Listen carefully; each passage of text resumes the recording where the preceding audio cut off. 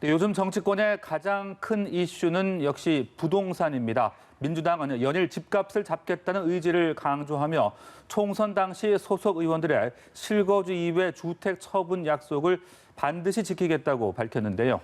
한편 통합당은 정부가 15년 전 참여정부의 부동산 정책 실패를 답습하고 있다고 비판했습니다. 국회 취재기자 연결해 자세한 내용 알아보겠습니다. 이승국 기자. 네, 더불어민주당은 부동산 투기와의 전면전에 나서겠다는 입장을 거듭 강조했습니다. 이해 전 대표는 최고위원 회의에서 아파트 양도 차익으로 터무니없는 돈을 벌 수 있다는 의식이 우리 사회에서 사라질 수 있도록 최선을 다하겠다고 말했습니다.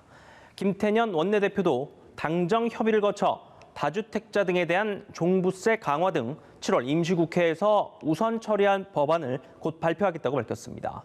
또 지난 총선 과정에서 실거주 외 주택을 2년 안에 팔겠다고 했던 대국민 약속을 반드시 지키겠다며 민주당 다주택 의원들에게 이른 시일 내 약속을 이행해달라고 촉구했습니다. 미래통합당은 오늘도 정부의 부동산 정책을 겨냥해 날을 세웠습니다. 배준영 대변인은 서민들의 내 집 마련 희망을 부수는 정부 인사들은 똘똘한 한 채를 꼭 쥐고 강남불패를 몸소 증명해 보이고 있다며 국민들은 정부 여당의 뻔뻔스러움에 분노하고 있다고 비판했습니다. 오후에는 비상대책위원회 산하 경제혁신위원회 전체 회의를 열어 부동산 대책을 논의했습니다. 윤희숙 위원장은 문재인 정부가 15년 전 참여정부의 부동산 정책 실패를 답습하고 있다며 수요 억제책 대신 원하는 곳에 주택 공급을 늘려야 한다고 말했습니다. 네, 이런 가운데 미래통합당이 야당 몫의 국회 부의장 추천을 하지 않기로 했다고요? 네, 그렇습니다. 통합당 의원총회를 거쳐 결정된 건데요. 법사위원장을 뺏겨 모든 상임위원장을 포기한 마당에 부의장 자리도 의미가 없다는 게 의원들 다수의 의견이었다고 최영두 원내대변인이 설명했습니다.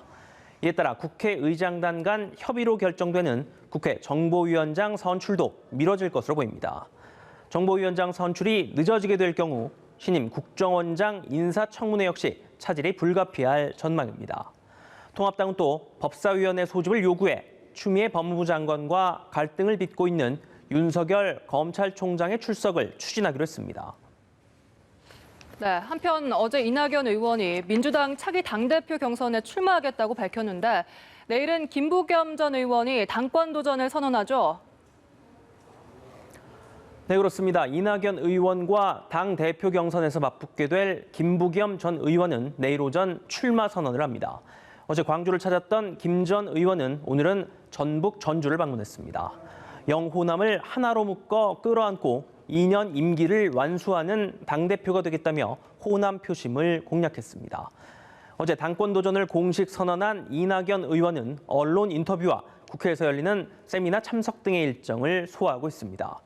이 의원은 한 라디오 방송에 출연해 최근 문재인 정부 지지율 하락에 대해 부동산 값이 춤을 췄고 인천국제공항공사 정규직화 논란이 있었다며 이런 문제로 국민들의 실망이 커진 것으로 본다고 말했습니다. 지금까지 국회에서 전해드렸습니다.